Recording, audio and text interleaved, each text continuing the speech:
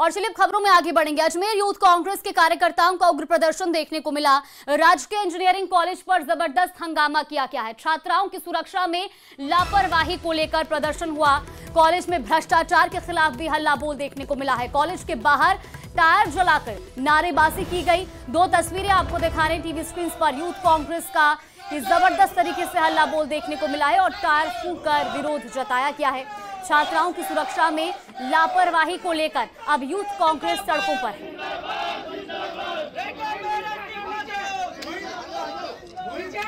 अजमेर के अंदर राजकीय तकनीकी जो महाविद्यालय है नारेली बल्डिया चौराहे पर, इस महाविद्यालय के अंदर जो कॉलेज की प्राचार्य है 2006 से 2007 तक और 7 से आज 2025 तक जो कॉलेज के अंदर जिन फर्जीवाड़ों के तहत, जिन फर्जी डिग्रियों के तहत, जिन कॉलेज के अंदर जो विद्यार्थियों के हितों के अंदर, जो छात्र छात्राओं के हितों के अंदर जो पैसा आता है सरकार द्वारा, उस पैसे को लेकर जो प्रिंसिपल द्वारा जो भ्रष्टाचार किया जा रहा है।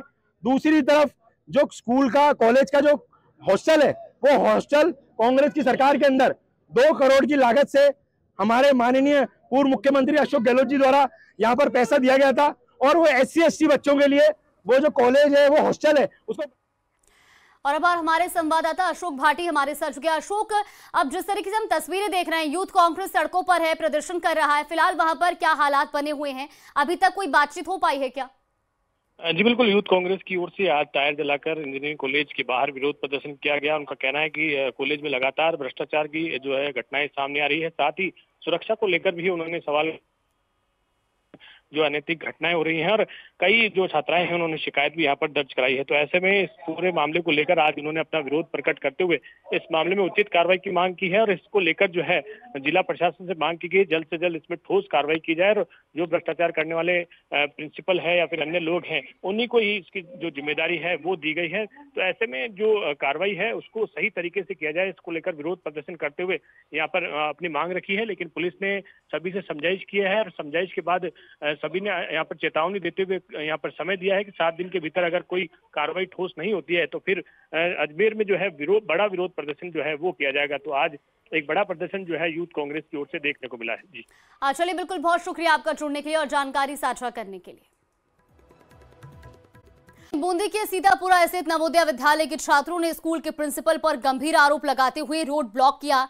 छात्रों का आरोप है कि प्रिंसिपल अभद्र भाषा का इस्तेमाल करते हैं। लंबे वक्त से शिकायत का समाधान न होने पर स्कूली बच्चों ने तकरीबन 2 घंटे तक सड़क जाम करके विरोध जताया। हालांकि मौके पर कई अधिकारी और पुलिस का अमला भी पहुंचा और बच्चों को समझाने की कोशिश की गई, लेकिन इस बीच बच्चों ने प्रशासनिक अधिकारियों को शिक्षा मंत्री और जिला कलेक्टर के नाम ज्ञापन सौंपकर प्रिंसिपल को हटाने की मांग की है। सर, टॉयलेटों में तक पानी नहीं आता एनी टाइम। बच्चे को अगर लूज मोशन हो जाए तो वो क्या करेगा? वो पैसे ही खुला छोड़ के जाते हैं, जिससे लास्ट बेड वालों को बहुत प्रॉब्लम होती है और मच्छरों की आती है। तो इन्हें बोल दिया था कि टॉयलेटों में पानी तो दिया करो कम से कम, तो ये बोल रहे हैं कि तुम्हारे घर से पैसा आता है क्या? श्रीगंगानगर से मूंग उत्पादक किसानों के लिए राहत की खबर सामने आई है, जहां आज से रजिस्ट्रेशन की प्रक्रिया शुरू कर दी गई है। मूंग का समर्थन मूल्य 8,768 रुपए प्रति क्विंटल है, तो वहीं खुले बाजार में मूंग की फसल 5 से 7,000 रुपए के बीच बिक रही है। रजिस्ट्रेशन प्रक्रिया शुरू होने से मूंग उत्पादक किसानों को राहत मिलेगी। गौर करने वाली बात है कि जिन आधार कार्डों पर, यानी कि जन आधार कार्ड और ऑनलाइन गिरदावरी से ये रजिस्ट्रेशन किया जा सकेगा, तो ये बड़ी राहत की खबर आई है किसानों के लिए। दरअसल आपको बता दें कि श्रीगंगानगर से मूंग उत्पादक किसानों के लिए ये राहत की खबर है, जहां आज से रजिस्ट्रेशन की प्रक्रिया शुरू कर दी गई है और अब मूंग का जो समर्थन मूल्य है वो 8,768 रुपए प्रति क्विंटल रखा गया है। हालांकि खुले बाजार में मूंग की फसल 5 से 7,000 रुपए के बीच बिक रही है। रजिस्ट्रेशन प्रक्रिया शुरू होने से मूंग उत्पादक किसानों को भी राहत मिलेगी और जन आधार कार्ड और ऑनलाइन गिरदावरी से ये रजिस्ट्रेशन किया जाएगा। तो वही उदयपुर में देर रात अरिहंत नर्सिंग इंस्टीट्यूट की बिल्डिंग और कार्यालय पर अज्ञात हमलावरों ने धावा बोल दिया। करीब 50 से ज्यादा हमलावर 2 JCB मशीन लेकर पहुंचे और नर्सिंग इंस्टीट्यूट की बिल्डिंग की दीवारों को तोड़ना शुरू कर दिया। आसपास के लोगों ने इसकी जानकारी कॉलेज के प्रबंधक को दी। हाथीपोल थाना पुलिस भी सूचना मिलते ही मौके पर पहुंची, लेकिन तब तक सभी हमलावर मौके से फरार हो गए और एक JCB भी लेकर चले गए। तो वहीं बाड़मेर के बालोतरा से चोरों के अजीबोगरीब गैंग ने धावा बोलते हुए करीब 2 दर्जन दुकानों से लाखों रुपए के सामान पर हाथ साफ कर दिया।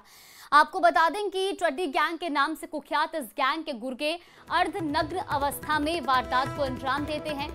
इसका एक सीसीटीवी फुटेज भी सामने आया है। इसमें इन चोरों का मुंह ढका हुआ नजर आ रहा है और साथ ही बहुत कम कपड़े पहने होने के कारण इन सब की पहचान करने में मुश्किल हो रही है।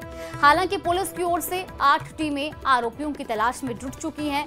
इसको लेकर विधायक डॉक्टर अरुण चौधरी भी मौके पर पहुंचे और जल्द से जल्द चोरी का खुलासा करने के निर्देश दिए हैं।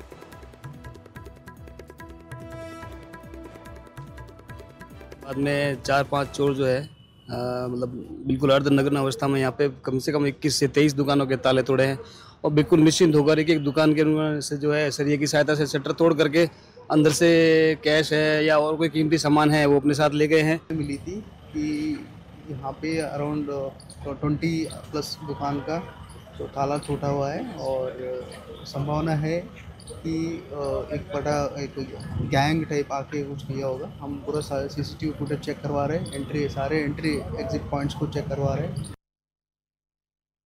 तो वही अजमेर के नसीराबाद पॉलिटेक्निक मेन रोड पर 1000 mm की पाइपलाइन टूट गई, जिसकी वजह से हजारों गैलन लीटर पानी बर्बाद हो गया। यही नहीं, इसके कारण 8 से 10 फीट गहरा गड्ढा तक बन गया और पूरी सड़क उसमें धंस गई। हालांकि इसे सही करने का काम तेजी से किया जा रहा है। मामले की जानकारी मिलने पर स्थानीय प्रशासन भी अलर्ट मोड में आ गया और रास्ते को बंद करवाकर जल्द से जल्द काम पूरा किया जा रहा है। फिलहाल मिली जानकारी के मुताबिक ये पाइपलाइन पूरी तरह से सोमवार तक सही की जा सकती है। इसके बाद ही पानी की सप्लाई शुरू होगी।